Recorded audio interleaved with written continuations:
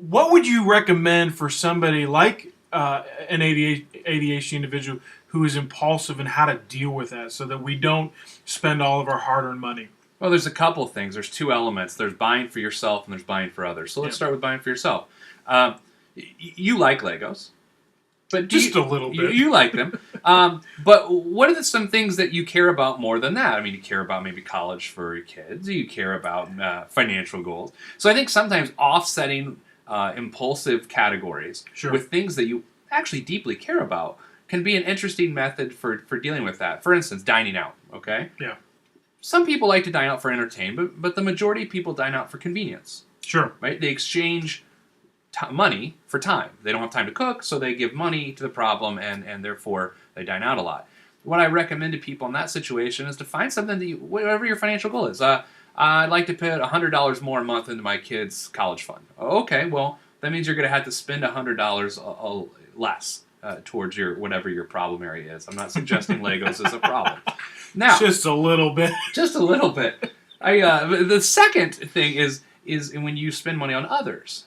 Yeah. Now this is a really, really interesting problem, right? Mm-hmm. Because you're not thinking of yourself, you're thinking of other people, and so that satisfies something within you. Sure. But the issue is this: when you give a gift to a family member or friend, it feels charitable in nature, but it's not. Right. It's transferring wealth or transferring money. It's not actually, and it's people pleasing. It's not actually generous from a charitable standpoint. So explain the difference between those two, because that's actually a really interesting point and one that I never even really considered. Yeah, so if someone is without something and you provide that to them, from a basic needs standpoint, food, shelter, or whatever, that is generosity from a charitable standpoint. Okay? If you're buying someone another sweater, or you're buying someone another picture frame, or a DVD player, that's actually not charitable generosity.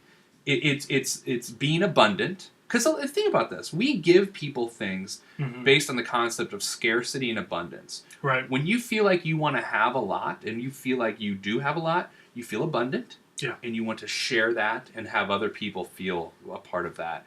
And when you do that to your family members or friends, you kind of don't actually move the football down the field at all. Yeah. It's just, it's like lateral movement. Nothing happens. Nothing's moving. Yet, and the dangerous part about it is this. I find people with gifting problems. Yeah. I believe I'm related to someone with a gifting problem. The problem with people with gifting problems is they are satisfied with that gift. Yeah.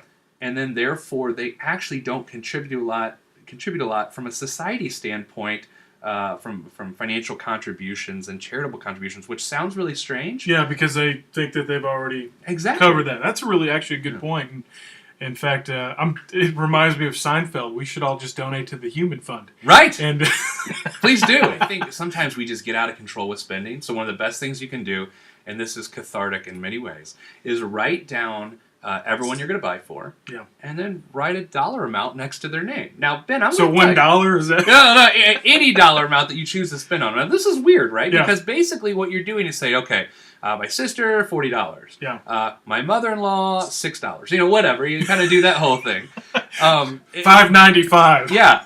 But what it forces you to do is it forces you to kind of stay within budget for that person. And the other thing you need to do in that regard is if you've budgeted $40 for your kid or your spouse or whoever, and you find something that's $30, don't be the person that's like, great, I've got another $10 to spend. Sure. Don't do that. It actually makes no financial sense, and it takes the spirit out of giving. Yeah, we do all our holiday shopping with cash. We take an envelope and just write something unsavory on the front. Where would that cash be, Pete? Yeah, it's right here. I'm not much of a fighter, so if people try to accost me, I tickle and run. It's kind of my move. Gotcha. But I keep a cash envelope because that way it's finite. You can look in there and feel it and touch it and know what's left. And for people with maybe spending issues, it's a good way to address it.